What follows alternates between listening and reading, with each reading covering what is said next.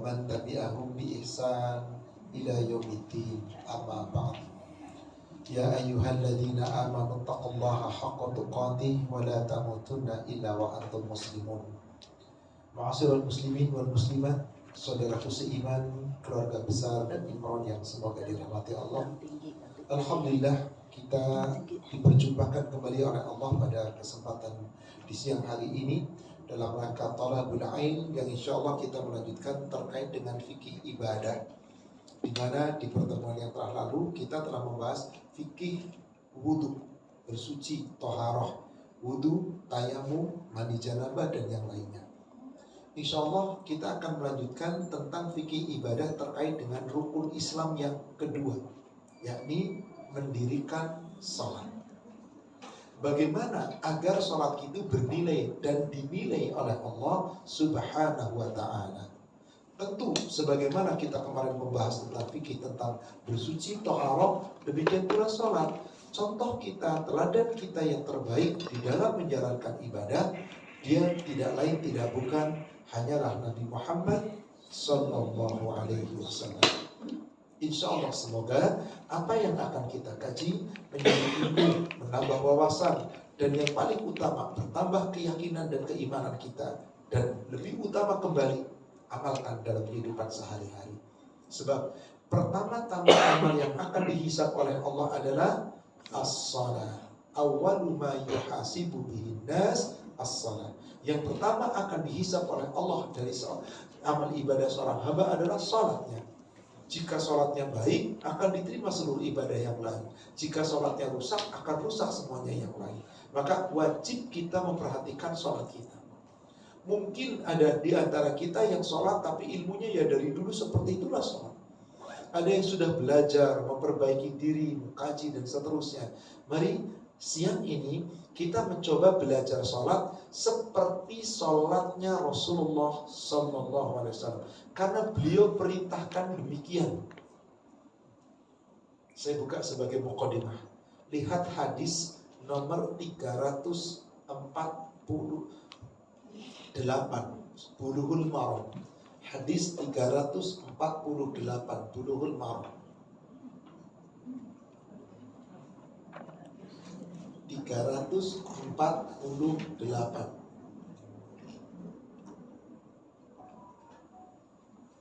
Silakan. Bismillahirrahmanirrahim. Dari Malik bin Huwairis radhiyallahu anha, dia berkata, Rasulullah SAW bersabda, "Sholatlah kalian sebagaimana kalian melihat aku sholat." Bapak Ibu pernah lihat Rasul sholat enggak? Ya. Oh, saya sering lihat, Pak. Tiap hari saya lihat Rasul sholat. Tapi bukan ra'aitu bil ain, bukan dilihat dengan mata, tapi bil ain, bil qalb. Lihat dengan ilmu dan lihat dengan hati. Maksudnya apa? Melalui iman, mempelajari dalilnya. Kalau secara langsung lihat gak mungkin, yang bisa lihat hanyalah para sahabat. Tapi dalam hadis itu Rasul mengatakan, "Shallu kama ra'aitumuni usolli." Sholatlah kamu sebagaimana kamu lihat aku sholat. Berarti kita harus lihat Rasul cara sholat itu bagaimana. Di mana sholat itu diawali dengan takbiratul ihram, diakhiri dengan salam. Sudahkah takbiratul ihram kita, ruku kita, i'tidal kita, sujud kita, sampai salam kita sudah mencontoh sholatnya Nabi? Mari kita lihat, mari kita pelajari. Kalau kita ternyata selama ini sudah sesuai dengan contoh Nabi berdasarkan dalil, semoga sholat kita akan dikabul. Tapi jika belum, dengan kita mempelajari, mari kita perbaiki. Salawat serta salam semoga terlimpahkan, tercurahkan kepada Nabi kita Rasulullah Muhammad SAW. Semoga tercurah kepada seluruh keluarga, sahabat dan seluruh pengikutnya hingga yaumil akhir. Kita buka kembali 285 Bulughul Maram. 285 Bulughul Maram.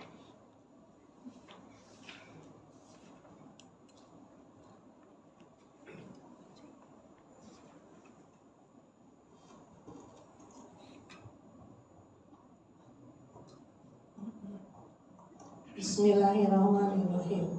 Dari Abu Humaid As-Sa'idi, dia berkata, saya melihat Rasulullah SAW apabila bertakbir beliau mengangkat kedua tangannya hingga sejajar kedua telapak tangannya dengan kedua bahunya, dan apabila ruku beliau menekankan kedua tangannya di kedua lututnya, kemudian beliau meluruskan punggungnya. Kemudian apabila beliau mengangkat kepalanya, beliau berdiri tegak hingga masing-masing tulang kembali ke tempatnya, dan apabila beliau sujud, kedua tangannya diletakkan tidak terbuka dan tidak mengapitnya, dan beliau menghadapkan ujung-ujung jari dua kakinya ke arah kiblat. Apabila beliau duduk di rakaat yang kedua, beliau duduk di atas kaki kirinya dan menegakkan kaki kanannya, dan apabila duduk di rakaat yang terakhir, beliau kedepankan kaki kirinya dan menegakkan kaki kanannya. Kemudian beliau duduk di atas tanah. Baik, ini secara keseluruhan dalil terkait sholatnya Rasul dari mulai takbiratul ihram sampai salam. Nanti kita akan perkuat dengan dalil-dalil yang lain. Nabi SAW dari Abu Humaid As-Sa'idi. Di situ Abu Humaid As-Sa'idi mengatakan apa? Ra'aitu Nabi SAW. Aku melihat Nabi SAW. Jika takbiratul ihram idza kabbara, jika bertakbir, ja'ala khadba mankibaihi, ja'ala yadahu khadba mankibaihi. Beliau jadikan kedua telapak tangannya dibuka dan sejajar dengan dua bahunya. Gimana caranya Pak sejajar dengan dua bahu? Bisa begini. Satu cara, nanti ada beberapa cara Pak. Bisa begini, sejajar dengan dua bahu. Kemudian nanti dari hal ini kita akan membandingkan dengan beberapa hadis yang lain. Kita akan membandingkan dengan beberapa hadis yang lain, karena ada beberapa hadis yang mendukung tentang itu. Tapi secara keseluruhan, takbir dia sejajarkan telapak tangannya sejajar dengan kedua bahunya. Kemudian idza raka'a, apabila beliau rukuk, gimana caranya di situ? Beliau menggenggam tangannya di kedua lututnya, ala rukbatihi, digenggam lututnya, dibuka tangannya. Wa hasara dhahrihi, lalu punggungnya diratakan. Wa idza rafa'a ila ruku', dan kalau berdiri mengangkat dari ruku, bagaimana di situ? Dia qaiman, duduk tegak lurus sampai apa? Tulang-tulang kembali pada tempatnya. Terus setelah itu apa? Sujud. Idza sajada, apabila dia sujud, beliau letakkan amkana yadaihi, diletakkan tangannya di bumi, diletakkan. Cuma tangan, telapaknya, tapi sikunya diangkat. Dan tidak membentang, tidak ngempit. Idza jalasa fi rakaatihi, apabila duduk di rakaat yang kedua, bagaimana beliau duduknya?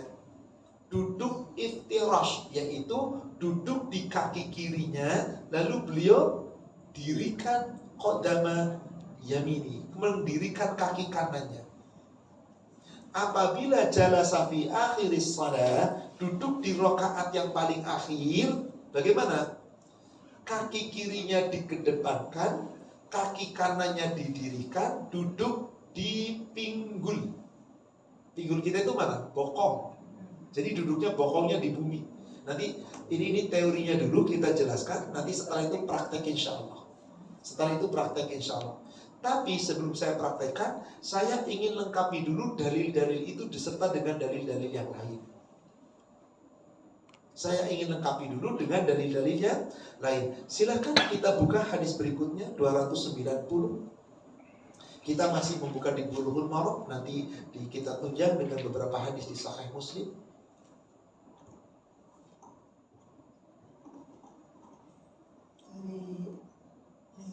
Aisyah dia berkata, Rasulullah SAW membuka sholatnya dengan takbir dan memulai bacaan dengan Alhamdulillahirabbil alamin. Segala puji bagi Allah, Rabb seru sekalian alam. Dan apabila ruku, beliau tidak mengangkat kepala dan tidak pula menundukkannya, tetapi posisinya di antara keduanya.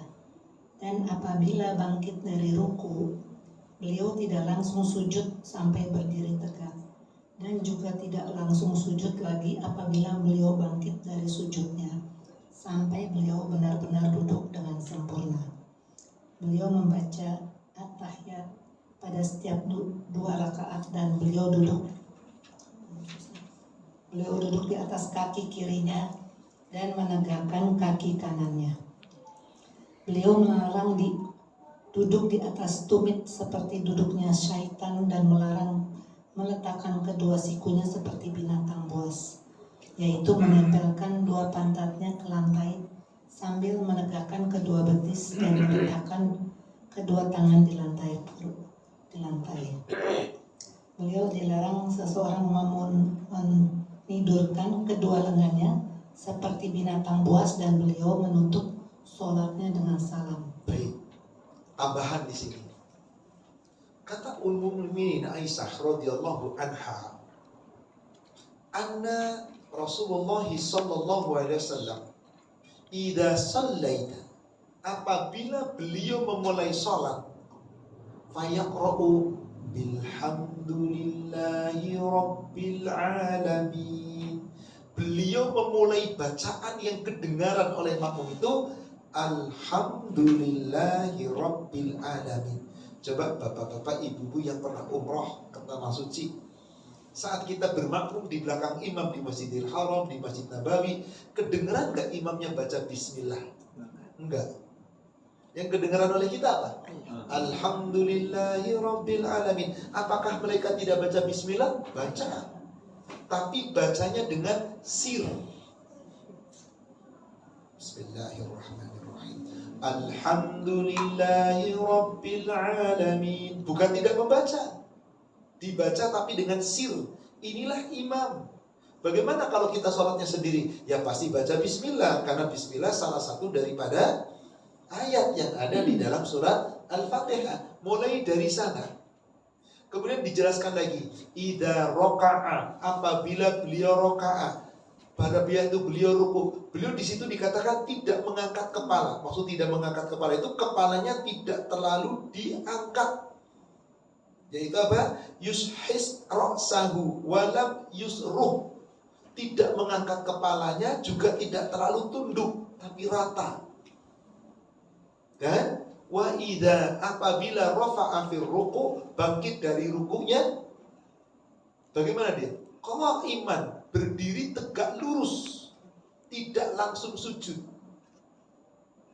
Idza sajada, apabila beliau sujud, di situ dikatakan fala yasjud, tidak boleh sujud, kama seperti kalban, anjing membentang. Jadi gak boleh ini dengan ini diletakkan di tanah, tapi ininya diletakkan, sikunya diangkat. Karena kalau diletakkan begini, ini seperti bentangan anjing. Dan ketika duduk dalam tasyahud, tidak boleh duduk dengan rijlahu ikbatus syaitan, duduk qadama rijlahu syaitan, yaitu duduk dengan kakinya di mana di tumitnya yang diduduki, ditempel. Itu maksudnya jongkok. Jadi sholat itu nggak boleh duduk jongkok. Duduk jongkok itu disebut uqbatus syaitan, duduknya setan. Jongkok itu kayak apa ya? Ya paham jongkok maksudnya ya. Kan tumitnya itu untuk letakkan apa namanya? Si bokong itu nempel di tumit kita kan. Saat kita duduknya jongkok, maka dalam sholat gak boleh duduk jongkok. Tidak boleh duduk jongkok. Inilah rangkaian perintah kita di dalam sholat. Saya akan menyempurnakan dari awal dulu, mulai dari takbir. Tadi hadisnya dibuka tangannya, kemudian dihadapkan atau sejajar dengan kedua bahunya. Ada beberapa hadis yang kita mendukung dengan hadis itu. Ibu ke 292.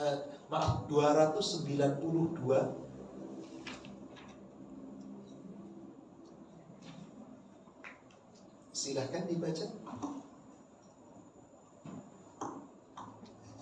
Sedangkan di dalam hadis Abu Humaid radhiyallahu Atau anha maaf sebelumnya 91-nya dulu. dari Ibnu Umar radhiyallahu anha bahwasanya Nabi Muhammad SAW mengangkat kedua tangannya sejajar dengan kedua bahunya ketika memulai sholat dan ketika bertakbir untuk ruku serta tatkala mengangkat kepalanya dari ruku. Jadi kapan kita mengangkat tangan? Ada 3. Kapan? Saat memulai sholat, takbiratul ihram. Kapan lagi? Ketika dari berdiri menuju ke ruku. Kapan lagi? Ketika bangkit dari ruku. Maka ketika bangkit dari sujud rakaat pertama ke kedua tidak mengangkat tangan, langsung sebentar. Ibu, berikutnya tadi yang nomor 92-nya. Sedangkan di dalam hadis Abu Humaid radhiyallahu anha, menurut riwayat Abu Dawud dikatakan, beliau mengangkat kedua tangannya hingga sejajar dengan kedua bahunya lalu bertakbir. Bersajar dengan kedua bahunya lalu bertakbir. Satu hadis lagi Ibu, 93-nya. Dan dalam riwayat Muslim dari Malik bin Al-Huwairits radhiyallahu anha adalah sama seperti hadis Ibnu Umar. Namun Malik bin Al-Huwairits mengatakan sampai kedua tangan beliau sejajar dengan ujung kedua telinganya. Jadi cara pertama nih Bu. Allahu Akbar boleh. Allah ini nih nyentuh. Allahu Akbar boleh. Atau dihadapkan. Allahu Akbar boleh. Silahkan. Mau begini boleh, mau begini boleh, mau ininya ketemu dengan ujung telinga boleh. Coba Bapak Ibu gerakan, rasanya gimana? Apa yang terjadi? Seperti peregangan. Jadi orang sholat tuh kayak olahraga loh. Ini semua ada peregangan. Di belikat kita, di sini ada peregangan. Kalau sholatnya sendiri. Tapi kalau di jamaah begini nanti yang kiri kanannya kena, gak bisa. Sudah, di depan saja cukup. Kapan? Allahu Akbar pertama. Allahu Akbar mau ke ruku. Allahu Akbar, Sami Allahu liman hamidah, bangkit dari ruku. Setelah takbiratul ihram, maka tangan diletakkan. Di mana tangan diletakkan? Ibu 294-nya. 294-nya.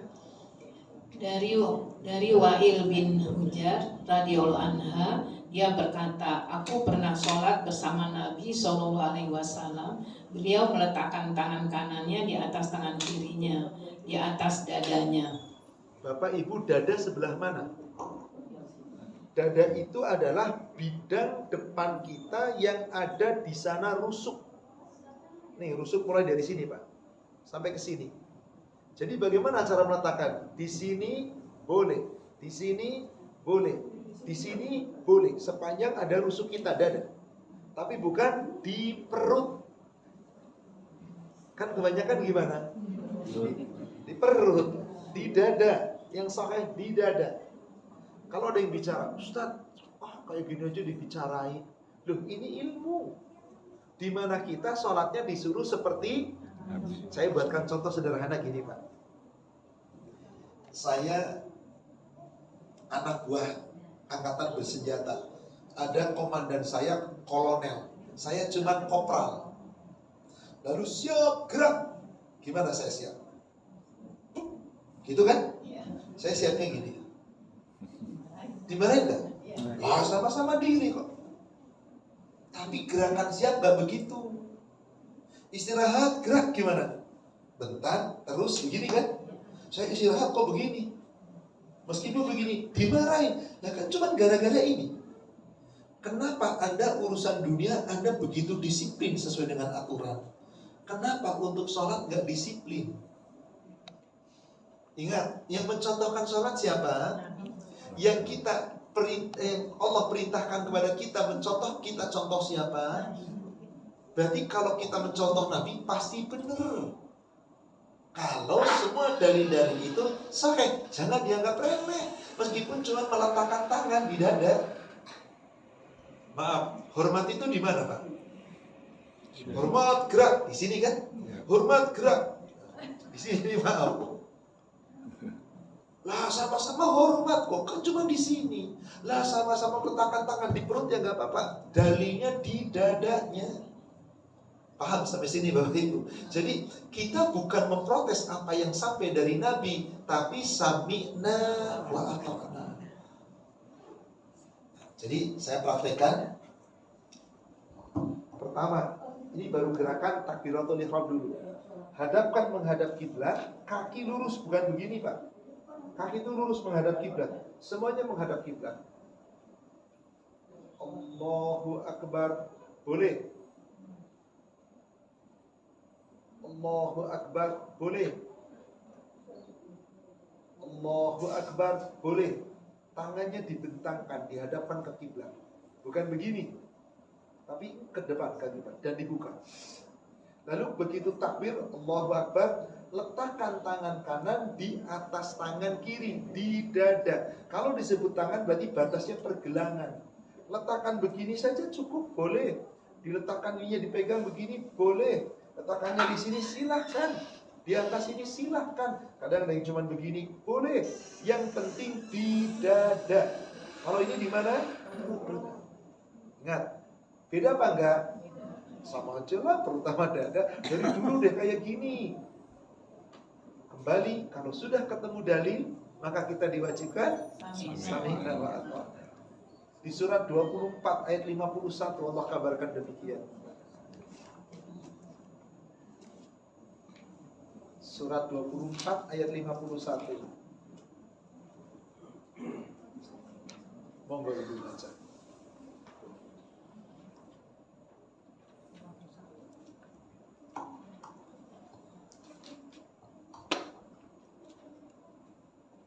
Hanya ucapan orang Ya betul.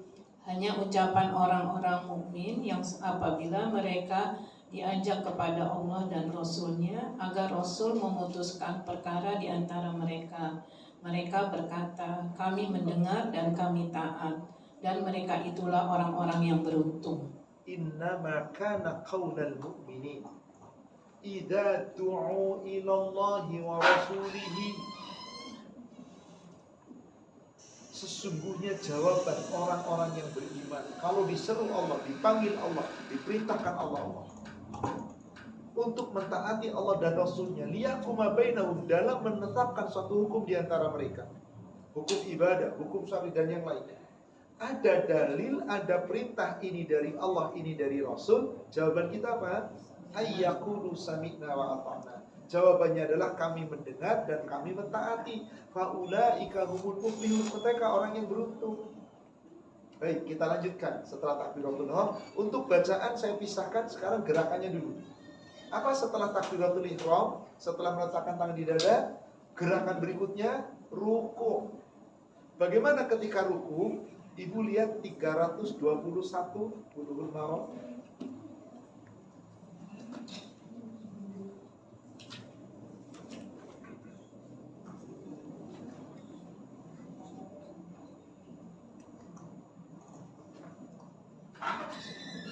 Dari Wa'il bin Hujr radhiyallahu anha bahwasanya Nabi Muhammad SAW apabila ruku beliau meregangkan jari jemarinya, dan apabila sujud beliau merapatkan jari jemarinya. Bapak-bapak, ibu-ibu, kalau ruku nih jarinya dibuka. Kalau sujud tutup. Beda mah apa sih? Beda, ini dari Nabi dan ini perintah. Kalau ruku dibuka. Jadi bagaimana?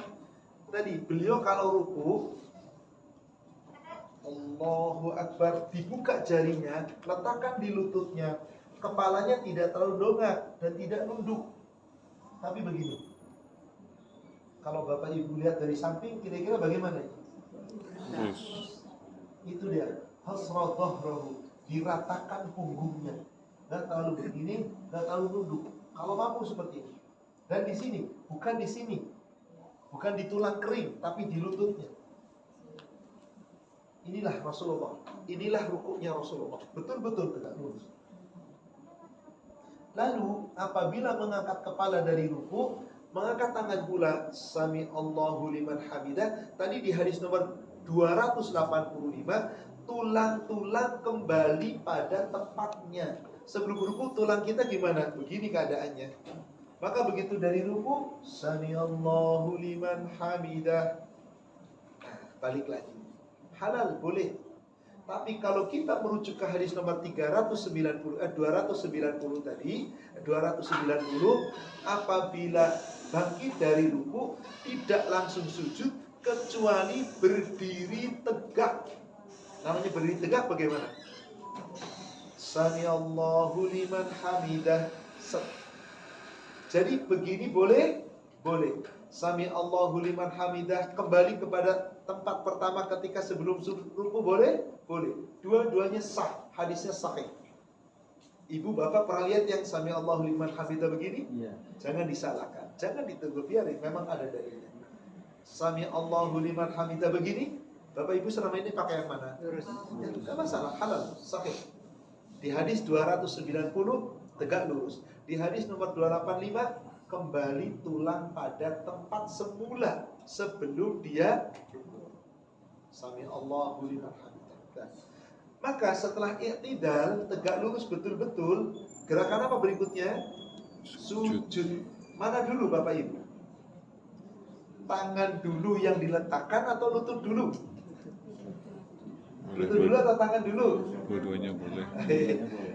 Nih, kan sami Allahu liman hamidah. Ada yang begini?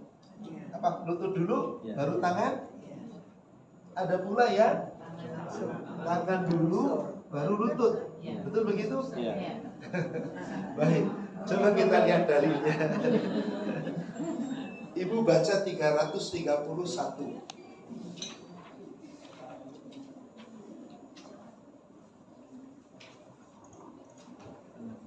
Bismillahirrahmanirrahim. Dari Abu Hurairah radhiyallahu anhu, dia berkata, Rasulullah SAW bersabda, apabila salah seorang di antara kalian sujud, maka janganlah menderum seperti unta menderum, namun hendaklah ia meletakkan kedua tangannya sebelum kedua lututnya. Diriwayatkan oleh 3 imam hadis. Coba perhatikan. Abu Hurairah mendengar sami'tu Rasulullah sallallahu alaihi wasallam, idza sajada ahadukum fala yabruk kama yabrukul ba'ir. Kalau salah seorang di antara kalian mau sujud, yaitu dari i'tidal ke sujud, jangan kamu duduk menderum seperti onta duduk. Hendaklah apa? Letakkan dulu kedua tanganmu, baru dua lutut. Jadi yang disuruh oleh Rasul gimana? Setelah sami Allahu liman hamidah, tangan, lutut, baru sujud. Perintah bukan ini? Aku mendengar Rasul perintah, idza sajada, jika seorang di antara kamu sujud. Sekarang bandingkan dengan hadis berikutnya, Bu, yang nomor 32-nya. 332. Bismillahirrahmanirrahim. Hadis Wa'il bin Hajar radhiyallahu anhu, aku melihat Nabi SAW apabila sujud, beliau meletakkan kedua lututnya sebelum kedua tangannya. Tidak apa enggak? Apa kata Wa'il bin Hajar? Ra'aitu, aku melihat anna Nabi sallallahu alaihi wasallam, bahwa Nabi sallallahu alaihi wasallam idza sajada, apabila sujud, mana dulu? Yadaihi, kedua tangannya dulu, baru kemudian apa? Rokbataihi, dua lututnya dulu, kemudian summa yadaihi, kedua tangannya. Jadi yang benar yang mana? Dua tangan dulu atau dua lutut dulu? Dua-dua hadis itu sahih. Dua-dua itu sahih. Hanya para ulama berbeda pendapat. Ada yang berbeda pendapat. Begini, contoh satu-satunya. Di dalam kitab Zadul Ma'ad Ibnu Qayyim al-Jauziyah membahas tentang hadis ini. Beliau merojihkan, maksudnya menguatkan, mensahihkan. Yang paling kuat, yang paling benar adalah dua lutut dulu, baru dua tangan. Kenapa? Karena ada larangan Rasul. Di hadis nomor 330 tadi kata-katanya begini, 331. Jika kamu ruku, kamu sujud, jangan seperti ontak menderung, ontak nubruk, tetapi hendaklah dua tanganmu dulu, baru dua lutut. Pertanyaan saya, ontak kalau mau duduk itu mana dulu yang diletakkan? Tangannya dulu atau lututnya dulu? Memang tangannya ontak yang mana? Ontak berkaki dan tangan atau berkaki empat? Baik.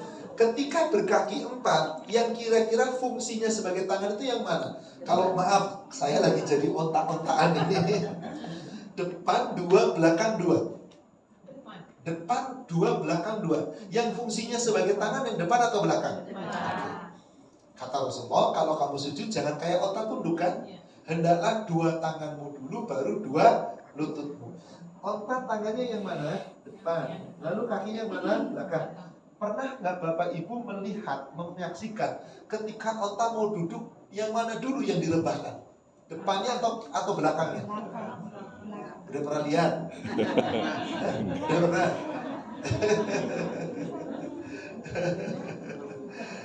Onta itu silahkan perhatikan. Di situ Rasulullah dalam hadisnya mengatakan ya brukul ba'ir. Onta, bahasa Arabnya onta apa Pak? Apa Bu? Ibil. Secara bahasa, apapun onta, mau onta jantan, onta gede, onta kecil, onta betina, namanya ibil. Mau onta yang liar, mau onta yang di ternak, namanya ibil. Tapi kalau onta jantan, namanya apa? Jamalun. Jamal. Kalau onta betina, hiqqah. Kalau onta tunggangan, onta khusus yang dilatih sebagai tunggangan. Itu gak semua onta bisa dijadikan tunggangan loh Bu.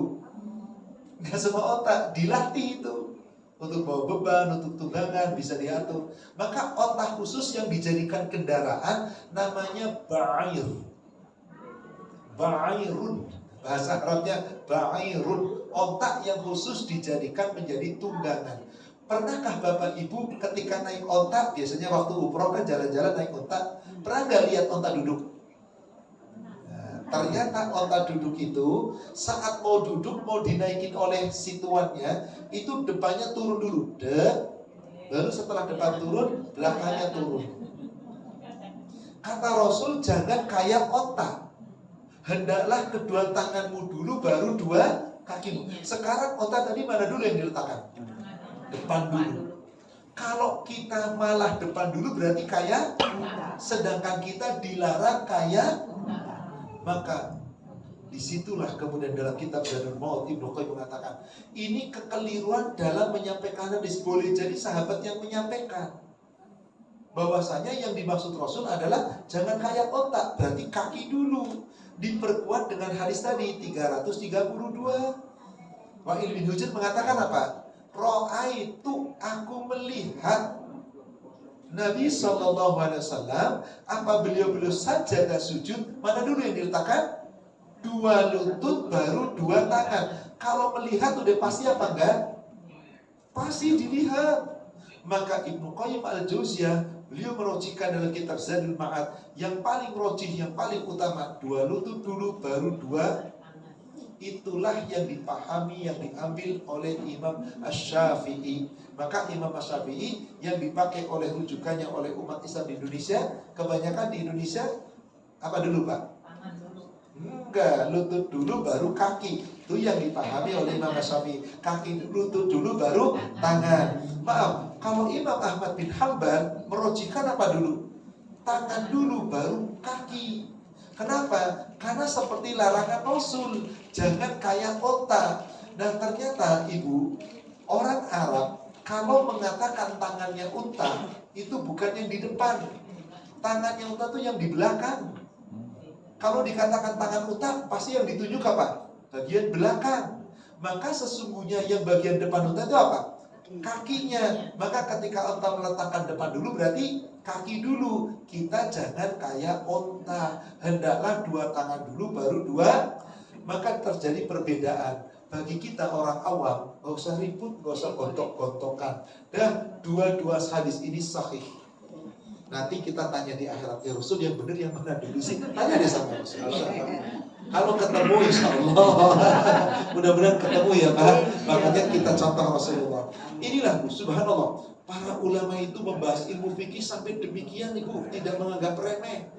Cuman kadang-kadang kita murid yang cuman belajar, yang nggak tahu ilmu dan nggak mendalam, gampang suka ngeledek satu sama lain. Tuh lihat tuh kayak kontak tuh kayak itu, ledek-ledekan, nggak perlu lah. Sudah Bapak Ibu yakini yang mana? Ustaz, saya meyakini lutut dulu, baru dua tangan. Bismillah, hadisnya sahih. Saya tangan dulu, baru lutut. Bismillah, hadisnya sahih. Udah, monggo. Jangan kita ribut. Tapi maaf, kalau usia-usia sudah di atas 60, biasanya apa dulu? Tangan. Kalau kaki dulu nggak kuat kadang-kadang lututnya kan, begini dulu. Itu pun iya satu dulu nyampe, baru begini kan, darurat, tidak mengapa. Ini jika kita mampu dengan sempurna. Maka kalau kita mampu dengan sempurna, laksanakan sesuai dengan contoh Rasulullah SAW. Lalu sujud, anggota sujud ada berapa? Ibu buka hadis nomor 319. Ibu baca dari 319, 320. Ini cara yang paling tepat. Duduk di kaki kiri, tegakkan kaki yang kanan seperti ini. Kadang kita nggak mampu begini Bapak Ibu, mampunya begini. Ya sudah, bagaimana lagi? Karena sakit. Kadang-kadang ini pun ditekuk masih sakit, apalagi yang sudah agak sepuh, rematik dan seterusnya. Kadang begini. Ya sudah, inilah mampunya. Tapi ketika masih muda dan mampu, inilah kedudukan. Saat sujud kadang ada yang begini. Nah, ini nggak benar. Sujud kembali, hadapkan ke arah kiblat. Dan ini sekali lagi, tangan harus diangkat sikunya, nggak boleh begini. Nah ini dia tadi, kayak bentangan anjing. Anjing itu kalau lagi tidur gimana? Pasti tangannya blek, lalu dipakai sebagai sandaran wajahnya, dagunya. Jadi tidak boleh, harus diangkat. Inilah ketika sujud. Dan duduk antara dua sujud dengan duduk iftirash. Namanya duduk iftirash itu sama dengan duduk tasyahud awal. Tadi di nomor 285, coba Ibu ulangi lagi 285 bagian paling belakangnya. Dan apabila duduk di rakaat yang kedua, di akhir rakaat yang kedua, Di bawahnya aja. ya di bagian paling bawah aja. Mulai dari apabila duduk di bagian rakaat yang kedua. Apabila beliau duduk di rakaat yang kedua, beliau duduk di atas kaki kirinya dan menegakkan kaki kanannya. Dan apabila duduk di rakaat yang terakhir, beliau kedepankan kaki kirinya dan menegakkan kaki kanannya. Ibu, yang duduk iftirash itu apa? Duduk tasyahud awal di rakaat kedua kan? Sekarang kalau duduk antara dua sujud, dalilnya bahwa sama adalah di hadis 448 Sahih Muslim. Bahwa duduk antara dua sujud dengan duduk tasyahud awal posisinya sama. 448.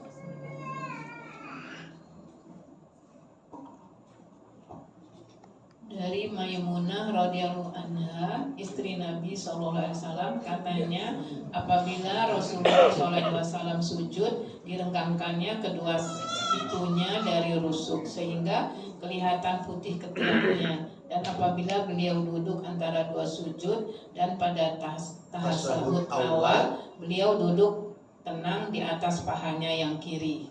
Jadi duduk antara dua sujud dengan tasawuf awal sama enggak? Sama. Apa namanya? Iftirash. Ada cara lain duduk antara dua sujud. Namanya duduk iq'a. Iq'a. Pakai qaf. Ain, qaf, ain. Iq'a. Apa itu duduk iq'a? Ibu lihat 491 Sahih Muslim.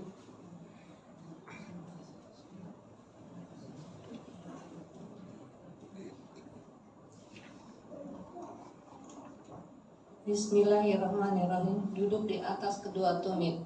Dari Taus radhiyallahu anhu katanya, kami bertanya pada Ibnu Abbas mengenai hukum duduk di atas kedua tumit.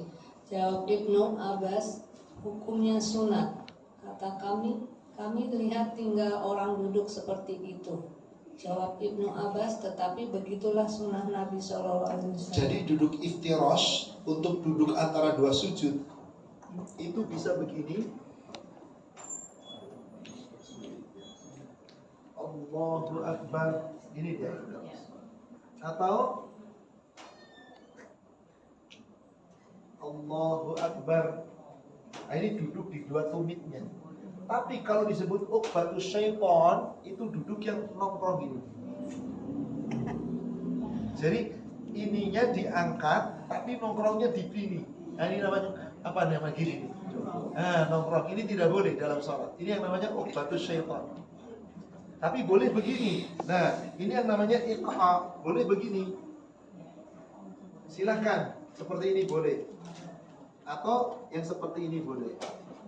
Dan apabila duduk tasyahud akhir, kaki kirinya keluar dari kaki kanan, kaki kanannya didirikan, dia duduknya di tanah dengan pinggulnya, bokongnya.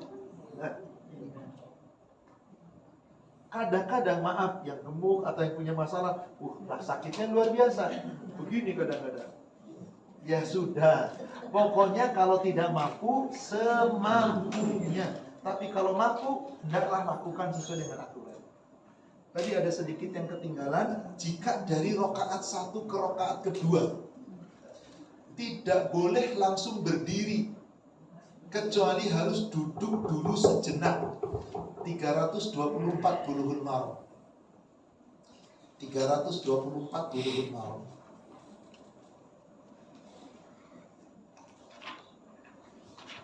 Dari Malik bin Huwairits radhiyallahu anhu bahwasanya ia pernah melihat Nabi SAW sholat. Ketika beliau berada di dalam rakaat ganjil dari sholatnya, beliau tidak langsung berdiri sampai benar-benar duduk dengan sempurna. Jadi saat rakaat ganjil nih, berarti rakaat 1 menuju rakaat kedua. Setelah duduk antara dua sujud, sujud lagi. Allahu Akbar. Saat mau berdiri ke rakaat kedua, duduk dulu. Jadi tidak langsung Allahu Akbar. Nah, ini tidak benar. Duduk dulu. Jadi, sekali lagi, dari sujud, duduk dulu, baru berdiri. Bagaimana cara berdirinya? Jika Anda mampu langsung dari bertekankan lutut, boleh begini.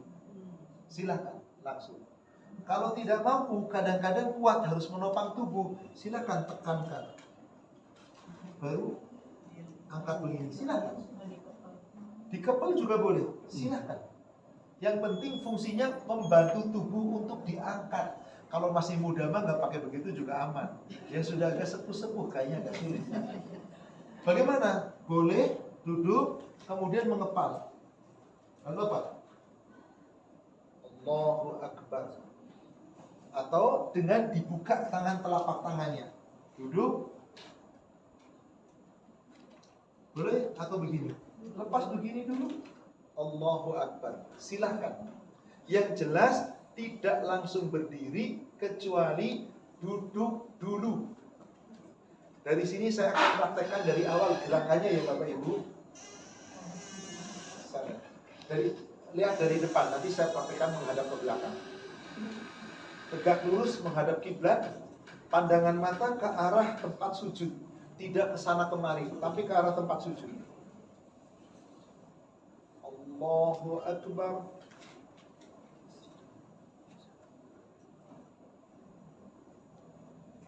Allahu Akbar.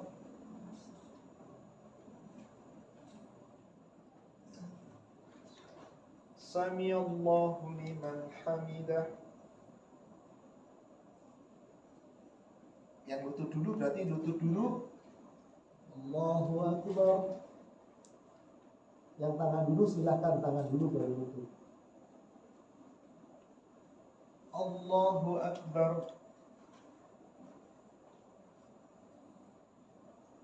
Allahu Akbar.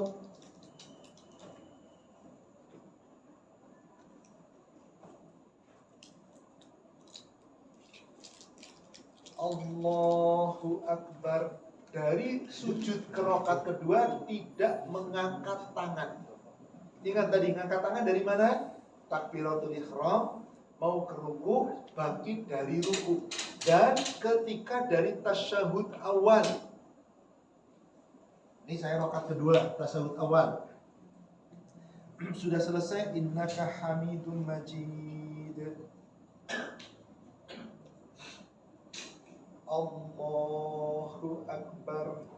Jadi gerakan itu sebaiknya didahului daripada ucapan atau bersamaan akhir gerakan dengan ucapan. Allahu Akbar boleh. Allahu Akbar boleh. Samiallahu liman hamidah boleh. Atau bersamaan. Allahu Akbar. Allahu Akbar. Samiallahu liman hamidah. Ucapan dengan akhir gerakan disamakan. Boleh. Terutama jika imam. Apa tujuannya? Biar makmum tidak mendahului imam. Karena kadang-kadang imam bacaan salah. Contoh, Samiallahu liman hamidah, Allahu Akbar. Kira-kira ada nggak makmum yang duluin? Ada. Karena sudah Allahu Akbar, makmum yang tidak lihat gerakan imam dikiranya sudah. Atau ketika dari sujud, Allahu Akbar. Jangan-jangan sudah ada makmum yang duluan. Siapa yang salah di sini? Imam. Maka bacaan Allah itu lafaznya 2 harokat. Allahu Akbar. Lafaz Allah dipanjangkan hanya 1. Nida, seruan, panggilan. Atau ketika memberi semangat. Takbir dalam rangka untuk semangat. Allahu Akbar. Boleh. Atau ketika nida, panggilan. Allahu Akbar, Allahu Akbar. Tapi ketika lafaz-lafaz untuk sholat, gerakan takbir dan intiqal, maka lafaz Allah hanya boleh 2 harokat. Allahu Akbar. Maaf, pernah nggak Bapak Ibu mendapati imam yang kayaknya kepengen khusyuk? Allahu Akbar. Ada? Salah kaprah itu Bapak. Lafaz Allah tidak sampai segitu panjang, cukup 2 harokat. Ada kan yang gitu Pak? Mau sujud gimana? Dari Sami Allahu liman hamidah, Allahu Akbar. Begitulah. Ini kesalahan. Makanya yang berhak jadi imam yang mana? Yang paling paham tentang Al-Quran, yang paling paham tentang Al-Hadis. Kalau dua-duanya sama, maka siapa yang paling pertama hijrah ke tempat itu? Inilah yang seharusnya pantas jadi imam. Karena imam itu dipakai untuk ditaati, digunakan, dijadikan untuk diikuti. Jadi takbir itu tadi boleh dengan, kalau ibu sholatnya sendiri, bapak sholatnya sendiri, nggak apa-apa gerakan dengan bacaan bareng. Allahu Akbar, nggak ada masalah karena tidak ada yang ikuti. Allahu Akbar, nggak ada masalah. Allahu Akbar, nggak ada masalah. Tapi kalau imam, maka sebaik-baiknya adalah bacaan berakhir bersamaan dengan akhir gerakan. Allahu Akbar boleh, atau gerakan lebih dulu baru kemudian takbir. Bacaannya belakangan setelah gerakan. Itu yang paling tepat. Itu yang paling benar. Coba Ibu buka kembali. Tadi hadis nomor 291. 292, maaf, 292.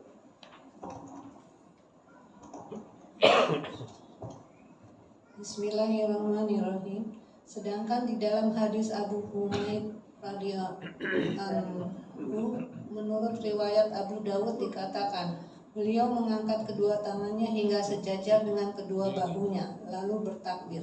Gimana? Allahu Akbar. Gerakan lebih dulu, baru takbirnya belakangan. Kenapa? Karena beliau sebagai imam. Beliau sebagai imam. Kemudian tentang gerakan tasyahud. Gerakan tasyahud. Tadi duduk tasyahud awal maupun akhir. Kalau akhir gimana Pak? Duduk di kaki yang apa? Kaki kiri dikedepankan, lalu ini didirikan, lalu duduk di pinggul. Antara tasyahud awal dan tasyahud akhir dalam tata caranya sama. Bacaan tasyahudnya sama sampai selesai. Innaka Hamidum Majid. Bedanya apa?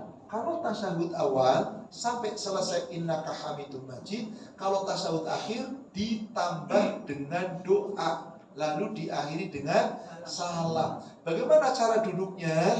Sejak dari awal Rasulullah SAW meletakkan tangan kiri di atas lutut atau pahanya yang kiri, meletakkan tangan kanan di atas pahanya yang kanan, lalu beliau menggenggam genggaman 53, yaitu meletakkan semua jari-jarinya, merapatkan, kemudian meletakkan jempol di atas jari tengahnya, lalu telunjuk dibuka. Inilah yang disebut genggaman 53. Ibu buka hadis 334 Bulughul Maram.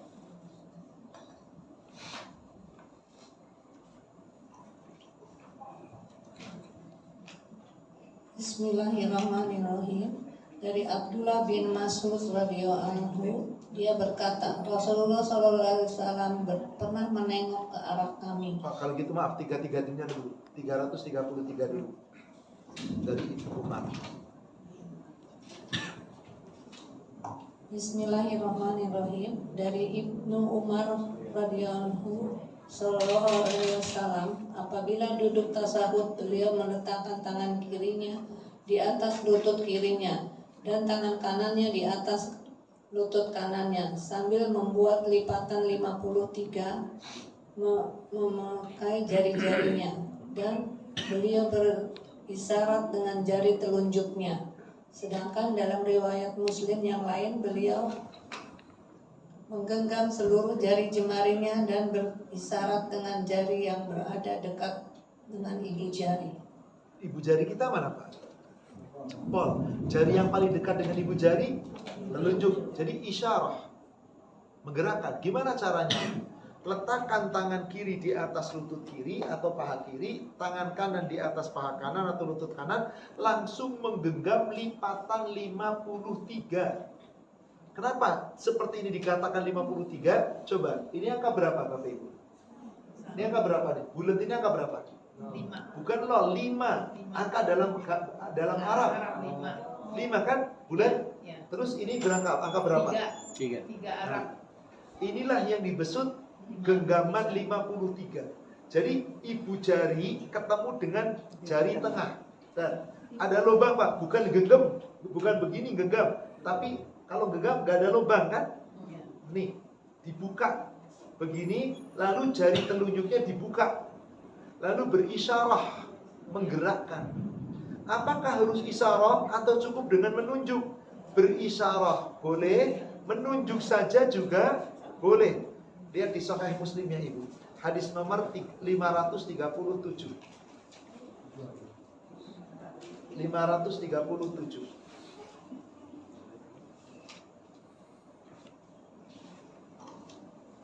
Bismillahirrahmanirrahim. Dari Amir bin Abdullah bin Zubair radhiyallahu anhu, dari bapaknya katanya, apabila Rasulullah SAW duduk mendoa tasahud dalam sholat, diletakkannya tangan kanan atas paha kanan, tangan kiri atas paha kiri. Beliau menunjuk dengan telunjuk, meletakkan ibu jari di jari tengah. Jadi ibu jari di jari tengah, meletakkan telapak tangan kiri di atas lutut. nah, telapak tangan kirinya dibuka dilato di atas lutut, dan ini menunjuk. Jadi hanya nunjuk boleh? Boleh. Berisyarat boleh? Boleh. Mana yang paling baik? Ulama mengatakan yang paling rajih dengan isyarat, menggerakkan, tanda bahwa kita itu juga. Jangan main-main. 2 begitu, jangan. Itu bercandaan yang nggak benar. Ini ibadah dipermainkan, tidak boleh. Ini kan menunjukkan ahad, adanya Allah, isyarat bahwa Allah itu ahad. Kita berada dalam genggaman Allah. Itu jangan disebut namanya, Ibu, sudah jangan disebut namanya. Apa artinya di sini? Gerakan sekecil apapun jika telah ada contoh dan dalil, sudah bagi kita ikuti. Kelak kita akan dimintai pertanggungjawaban dan Rasul akan menjadi saksi. Dan menyudahi salam dengan apa Ibu? Silakan kita lihat hadis Bulughul Maram 340. Menyudahi salam.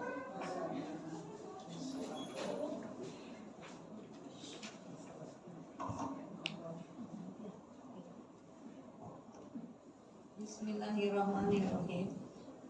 Dari Wa'il bin Hujjar radhiyallahu anhu, dia berkata, aku pernah sholat bersama Nabi SAW.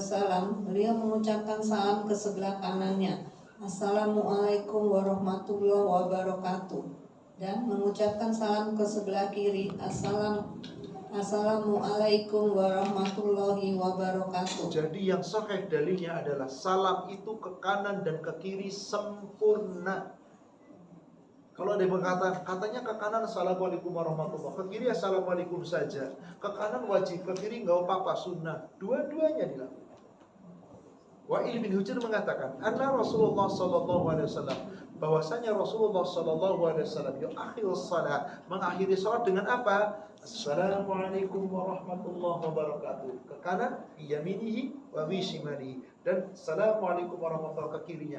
Bahkan salamnya Rasul bukan cuma Assalamualaikum, tapi beliau nengok dengan semu.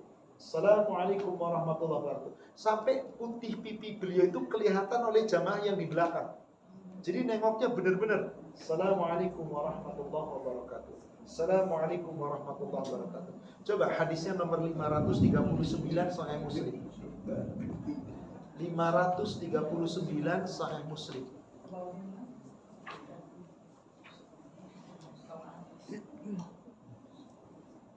Bismillahirrahmanirrahim. Dari Amir bin Sa'ad radhiyallahu anhu, dari bapaknya katanya, aku melihat Rasulullah SAW memberi salam ke kanan dan ke kiri, sehingga terlihat olehku putih pipinya. Jadi betul-betul ke kanan dan ke kiri sempurna. Assalamualaikum yasarihi, di dalam ke kanannya, yaminihi wa fi yasarihi, dengan ucapan sempurna sampai kelihatan putih. Berarti salamnya benar-benar salam yang sempurna. Assalamualaikum warahmatullahi. Assalamualaikum warahmatullahi. Bolehkah dengan ucapan sampai warahmatullah saja? Boleh. Yang tidak boleh adalah ketika salam berisyarat dengan menggerakkan tangan ke kanan ke kiri atau mengusap. Lagi segini, Assalamualaikum warahmatullahi wabarakatuh. Assalamualaikum warahmatullahi wabarakatuh. Nah, ini tidak ada.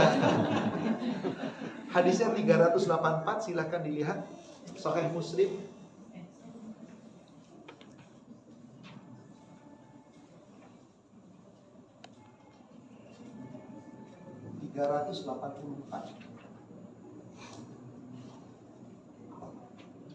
Dari Jahir bin Sumurah radhiyallahu anhu, katanya kami pernah menyudahi sholat kami ketika sholat bersama-sama Rasulullah SAW dengan mengucapkan salam Assalamualaikum warahmatullahi, sambil memberi isyarat dengan tangan ke kanan dan ke kiri. Maka bersabda Rasulullah SAW, Kiri kanan kiri begitu. sesungguhnya sudah cukup kalau Anda letakkan tangan Anda di atas paha, lalu Anda ucapkan salam kepada saudara Anda yang di kanan. Gak ada Yang gerakan kiri apapun. Anda.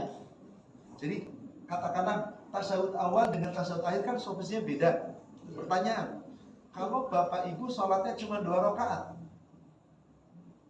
iftiros atau tawarruk? Jadi begini atau begini? Dua-duanya benar. Tergantung Anda memahami yang mana. Kalau merujuk kepada hadis 285, jika Rasul duduk di akhir rakaat yang kedua, maka apapun sholat yang hanya 2 rakaat, maka dipahami iftiros. Tapi kalau merujuk, jika duduk di tasyahud yang akhir, maka beliau tawarruk. Ibu sholat subuh, berapa tasyahud? 1 di rakaat kedua. Itu tasyahud awal atau akhir? Berarti Anda duduknya iftiros atau tawarruk? Radhiyallahu anhu, dia berkata, Rasulullah SAW bersabda, sesungguhnya sholat ini tidak ada untuk dimasuki ucapan manusia sedikit pun. Sholat itu hanyalah berisi tasbih, takbir, dan bacaan Al-Quran. Jadi sholat itu ikuti contoh Nabi. Doanya yang telah dicontohkan Nabi, ada tasbih, ada tahmid, ada takbir, qiraatul Quran. Artinya bahasa Arab semua itu.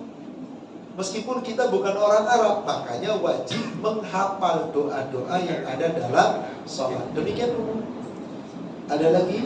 Doa, Silakan Pak. ya, doa yang sudah itu dan doa akhir itu, Ya. Itu kalau kita sholat berjamaah, Ya. itu kita bisa sampaikan juga, walaupun kita Imamnya sebagai sudah salam kadang-kadang. belum, Oh, belum kalau salam. belum salam boleh ya, Terus kalau imamnya sudah salam?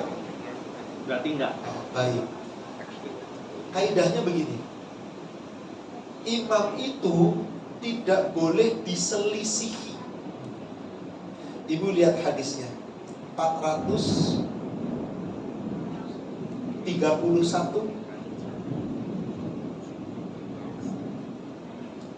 Bulughul Maram, maaf.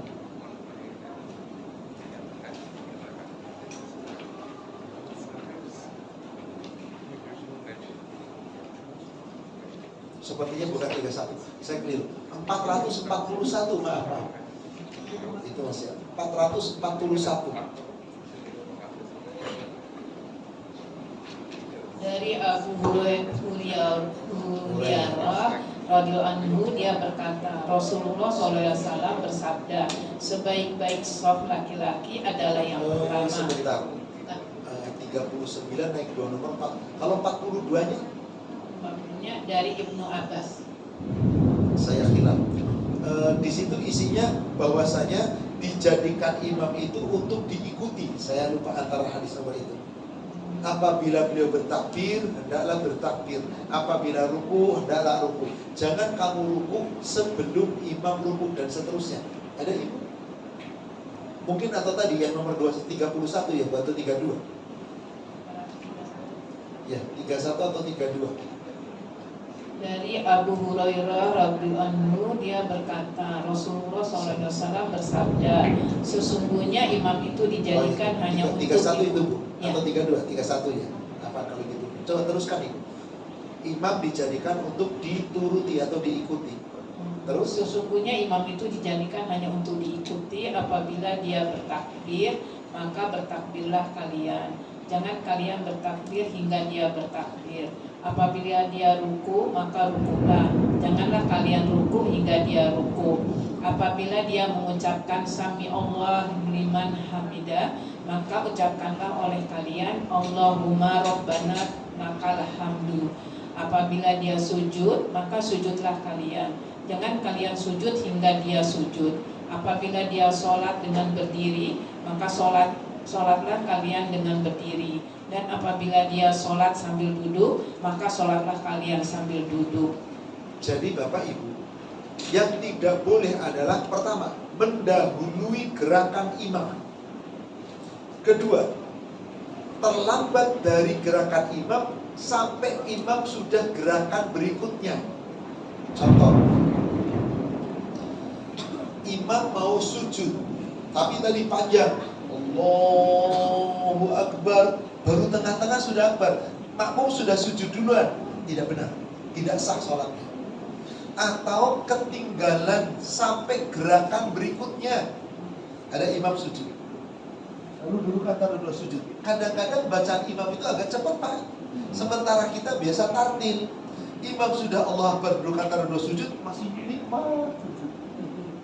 Giliran imam mau sujud lagi, dia baru bangkit dari sujud, duduk kata dulu sujud. Gak sah sholatnya.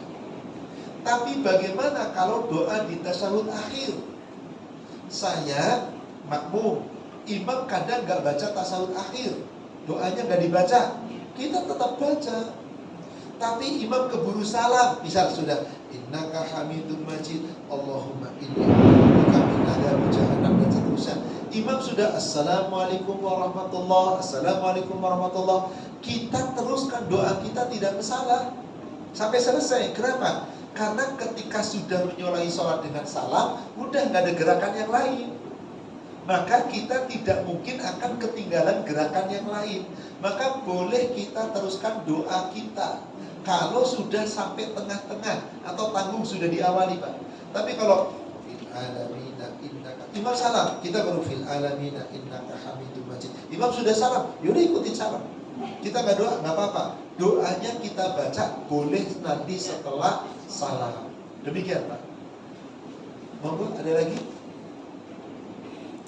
Silakan. Sebagai makmum itu kita memulai gerakan setelah imam menyempurnakan bacaannya, misalnya Allahu Akbar setelah barnya atau ketika Allahu. Yang paling baik bukan Allahu Akbar ya, tapi gerakannya. Contoh, kalau lagi mulai ini, bar itu adalah akhir daripada gerakan kan, yang terbaik. Allahu Akbar. Maka kalimat Allahu Akbar sudah selesai, baru kita makmum Allah. Ketika memulai awal. Bagaimana ketika mau ruku? Allahu Akbar. Sebaiknya imam itu bar itu ketika gerakan sudah sempurna, atau gerakan sempurna baru ucapan. Maka kalau imamnya misalkan Allahu Akbar, kata-kata bar itu kemudian diikuti oleh makmum. Tapi kalau imamnya belum ada ucapan, nggak boleh kita ikut. Tunggu ucapan imam. Allahu Akbar, baru ikut. Jadi yang terbaik adalah lihat kondisinya, Pak. Tapi karena imam itu baca Allahu Akbar itu belum tentu gerakannya sudah selesai. Kadang-kadang Allahu Akbar ini baru bergerak. Maka kalau begitu jangan lihat barnya, tapi lihat gerakannya. Tapi kalau gerakan imam lebih dulu, baru Allahu Akbar, maka boleh pembacaan selesai, baru kita bergerak. Itu yang terbaik. Tapi kadang dilema, Bapak Ibu. Saya pernah mendapati suatu ketika di sebuah masjid dalam safar, bermakmum di belakang imam. Aduh, pontal-pontal orang Jawa. Sebab apa? Cepatnya luar biasa. Allahu Akbar, saya baru Allahu Akbar, bar itu saya baru tunjuk. Baru subhan, samiallahu liman hamidah. Saya nggak bisa baca. Saya baru Rabban, Allahu Akbar. Akhirnya saya tidak baca doa. Saya ikut gerak dan hanya sekedar ikutin semampunya. Kenapa? Karena saya membela bacaan, gerakan saya ketinggalan terus. Lalu kalau ternyata masih cukup tumakninahnya sah, tapi pernah suatu ketika cepat sekali, sudah, saya mundur, saya nggak ikutan lagi. Saya mundur, saya ke kamar kecil, ya pura-pura membatalkan diri, ya kamar kecil, saya ulangi dengan wudhu, karena memang saat itu memang ingin batal, maka sudah itu. Selesai imam, saya sholat sendiri. Kenapa? Karena kalau imamnya rusak seperti itu, bagaimana sholat kita? Sedangkan sholat itu harus, ingat di pertemuan awal, ada seorang laki-laki yang sholat sampai 3 kali. Dikatakan Rasul, kamu belum sholat. Gara-gara apa? Tidak tumak nina. Maka yang dimakan tumak nina bagaimana? Tumak nina itu utamakan selesai setelah gerakan baru bacaan. Kita anggap yang ruku sekarang. Allahu Akbar, tegak lurus dulu betul-betul. Subhanaka Allahumma rabbana. Samiallahu liman hamidah. Rabbana walakal hamd. Seperti itu, Pak. Jangan Allahu Akbar Samiallahu liman hamidah Rabbana. Gak boleh, Pak. Yang namanya tumakninah adalah gerakan sudah sempurna, baru bacaan. Gak perlu ngejar 3 kali. Gak ada sunnahnya 3 kali, itu gak ada, Pak. Sunnahnya 3 kali. Mana bilangan sunnah 3 kali diperintah? Gak ada. 1 kali cukup. Tapi kalau mampu 3 kali, 5 kali, 7 kali, sebanyak-banyaknya. Kalau sholat sendiri, maka daripada ngejar sunnah 3 kali tapi cepat-cepat, mending cukup 1 kali. Tapi benar, tartil. Contoh tadi, Allahu Akbar, Subhanaka Allahumma Rabbana wa bihamdika. Subhanallah.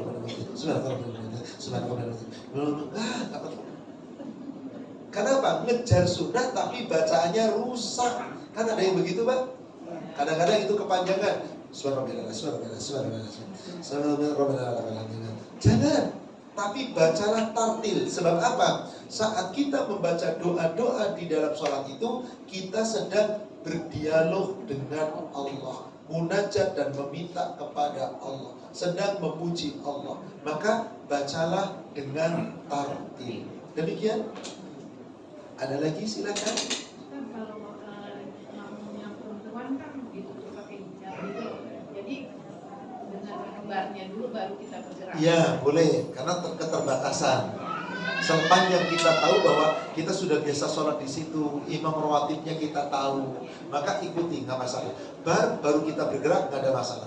Ternyata imamnya agak terlambat, salahnya si imam. Makanya tadi imam harus yang kriterianya paling. Coba kita lihat hadisnya. 338. Nah, apa? 438.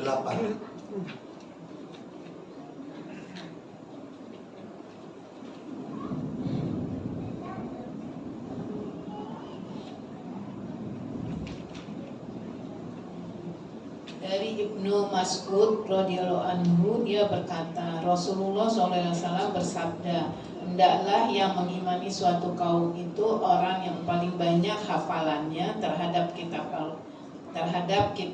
Allah Ta'ala Al-Quran. Jika mereka sama dalam bacaan yakni hafalan, maka yang lebih mengetahui tentang sunnah. Jika mereka sama dalam pengetahuannya tentang sunnah, maka yang dulu hijrahnya. Jika mereka sama dalam hijrahnya, maka yang lebih dulu masuk Islamnya. Dan dalam riwayat lain, paling tua umurnya. Dan janganlah seorang mengimani orang lain dalam wilayah kekuasaannya. Dan juga janganlah ia duduk di tempat kesayangannya. Baik, maksudnya begini.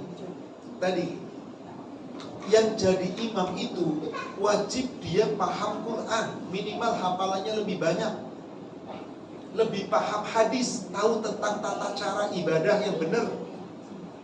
Siapa? Kalau sama-sama Qurannya, sama-sama hafalannya, sama-sama pemahamannya dalam hadisnya, ada dua nih orang nih, mana yang paling dulu hijrah ke tempat itu? Jadikan dia jadi imam. Ternyata sama-sama hijrah. Yang paling lebih dulu masuk Islam, sama-sama masuk Islam dari kecil. Ya sudah, yang paling tua umurnya siapa? Jadi umur itu nomor berapa, Pak? Nomor terakhir. Di negara kita umur jadi nomor 1, Pak. Iya. Ya kan? Tua merasa, wah diimamin anak muda kayaknya gengsi bener, Pak. Sekarang misal maaf, Ditunjuk biasanya sama ini, makmum. sama mamanya. Seandainya begini, Pak, Anda sudah merasa tua, ditunjuk makmum yang masih muda, merasa saya tidak pantas, jangan mau. Kenapa? Tanggung jawab. Kecuali saya yakin saya sudah tahu ilmunya, bismillah maju. Karena kadang-kadang kalau lagi kita sudah terlambat jamaah kan, tunjuk-tunjukkan, Pak. Biasanya kalau lagi di perbelanjaan, lagi perjalanan, ayo, bismillah maju. Kalau kita memang yakin, yang penting tadi tumanina, tertib.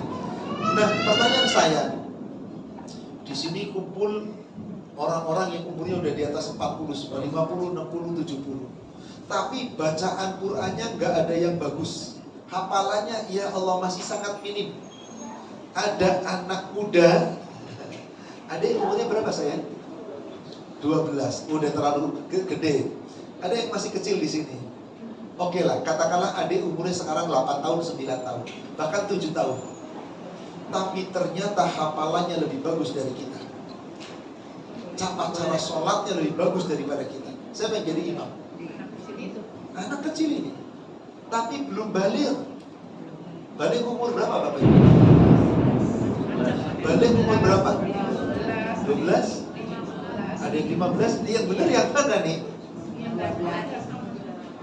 Oh, jadi baligh itu dari mana asalnya? Bisa dilihatnya? Oh, suaranya berubah. 30 tahun suaranya masih kecil. 15 tahun, 20 tahun belum mimpi. Baligh itu yang paling tepat dari umur. Berapa dikatakan umur baligh atau mukallaf sehingga beban-beban keagamaan sudah dibebankan? Ibu lihat di Muslim 1829. 1280, 1280, 1829.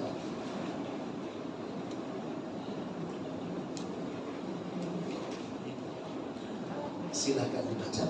Bismillahirrahmanirrahim. Batas permulaan usia balik. Dari Ibnu Umar radhiyallahu anhu katanya Rasulullah SAW memeriksaku ketika hendak berangkat perang Uhud. Ketika itu aku baru berusia 14 tahun. Beliau tidak membolehkan pergi berperang. Ketika hendak berangkat ke medan perang, hendak beliau memeriksaku pula. Ketika itu aku telah berusia 15 tahun dan beliau membolehkanku ikut berperang, kata Nafi. Maka kudatangi Umar bin Abdul Aziz. Ketika itu dia telah menjadi khalifah. Lalu kusampaikan kepadanya hadis tersebut. Katanya, sesungguhnya itu adalah batas antara usia kecil dan usia dewasa. Lalu dia tulis surat kepada seluruh pegawainya supaya mereka mewajibkan melaksanakan tugas-tugas agama mukallaf bagi setiap anak yang telah mencapai usia 15 tahun. Anak yang kurang dari usia tersebut menjadi tanggungan keluarganya. Jadi dalam akidah Islam balik itu 15 tahun. Kalau sudah 15 tahun udah pasti balik.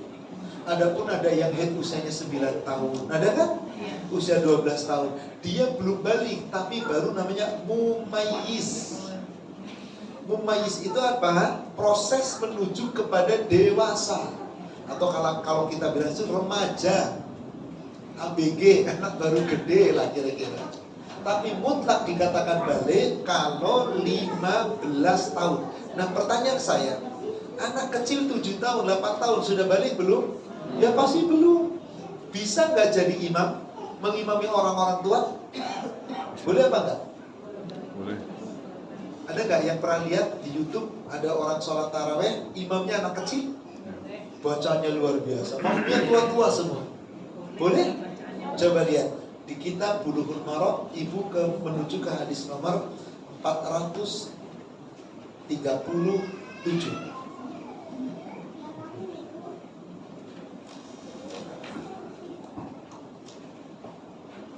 Bismillahirrahmanirrahim. Dari Amir bin Salamah radhiyallahu anhu, dia berkata, Bapakku pernah berkata, demi Allah, aku benar-benar datang kepada kalian dari Nabi SAW. Beliau bersabda, apabila tiba waktu sholat, maka hendaklah salah seorang di antara kalian azan, dan hendaknya yang mengimami kalian adalah orang yang paling banyak hafalan Al-Qur'annya. Dia melanjutkan kata-katanya, maka orang-orang pun memperhatikan, ternyata tidak ada orang yang paling banyak hafalan Al-Qur'annya daripada aku. Mereka pun akhirnya menyuruhku untuk maju, padahal waktu itu aku berumur 6 atau 7 tahun. 6 atau 7 tahun sudah jadi imam untuk orang-orang tua Pak. Subhanallah. Jadi sah apa enggak Pak? Sah jika anak muda tadi yang umurnya 6 tahun 7 tahun sholatnya sudah benar. Maaf, anak-anak kita, cucu kita yang 6 tahun ngapain sholatnya? Lari-lari ke sana main-main. Bagaimana mungkin jadi imam? Jadi jangan dilihat umur Pak. Yang terpenting apa tadi? Pahamnya, bacaannya bagus, hafalannya bagus, tahu tumaninahnya. Maka jika sudah seperti itu, boleh jadi imam. Kualitas anak-anak di zaman Rasul dengan sekarang bagaimana? Tadi, kenapa Rasulullah perintahkan kemudian usia balik 15? Karena di situ bukti Abdullah bin Umar, anaknya Umar bin Khattab, waktu perang Uhud tahun ketiga Hijriah, akhir ketiga Hijriah, beliau umurnya tadi berapa? 14 tahun. Daftar perang diizinkan nggak? Karena dianggap belum dewasa. Tahun depan ada perang namanya perang Khandaq. Kalau disebut itu perang parit. Kalau Bapak ke Madinah, pasti ketika selesai perang sebelum sampai Uhud dapatin parit itu. Dan di situ ada masjid-masjid kecil. Perang Khandaq di situ namanya. Saat itu Umar bin Khattab berapa usianya? 15 tahun diizinkan. Subhanallah. Umar bin Khattab bapaknya dan Abdullah bin Umar anaknya yang usianya 15 tahun perang bareng-bareng, bener-bener perang lawan musuh. Anak kita 15 tahun lagi perang atau perang-perangan? Perang-perangan di gadget.